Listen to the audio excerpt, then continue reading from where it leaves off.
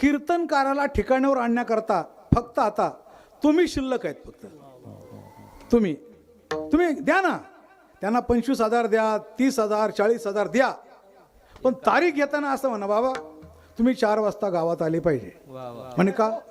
आम्ही तुम्हाला प्रवचनाला बसवणार आहे. मग प्रवचनाला व्यासपीठावर तुम्ही बसले का ओवी आम्ही सांगणार, आम्ही सांगू त्या ओवीवर प्रवचन करायचं. प्रवचन झालं की मग आमचा हरिपाठ असतो, आम्ही तुमच्या गळ्यात विना देऊ का? तुम्ही पुढं म्हणायचं आणि आम्ही मागं म्हणायचं. तुमच्या पाठीकीने पाहायला पाहिजे ना.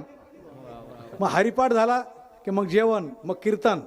मग कीर्तनला तुम्ही उभे राहिले की आम्ही अभंग देणार तुम्हाला. मग कोणता पण देऊ आम्ही. हा, पती जन्माला माझे उदरी, नाहीतर मग कृष्ण पीत, असे कुठल्या अभंग घेऊ आणि त्या अभंगावर तुम्ही कीर्तन करायचं.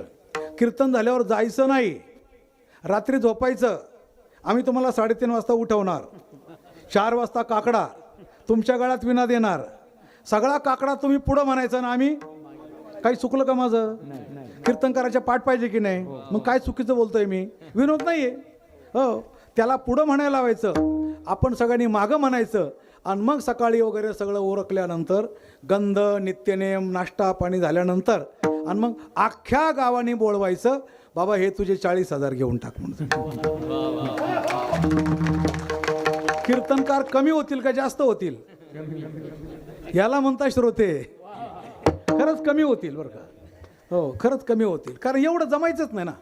काकडा पाठ हरी बरं आपण द्यायचं आणि त्याने कीर्तन करायचं है ना. हो, आपण द्यायचं आणि त्याने कीर्तन करायचं. म्हणून कीर्तनकाराला ठिकाणावर आणण्याकरता तुम्ही एक असा वर्ग आहे, श्रोते नावाचा वर्ग. तुम्ही नियोजन करता, तुम्ही पैसे जमा करता. हो, तुमचा अधिकार मोठा आहे. असो,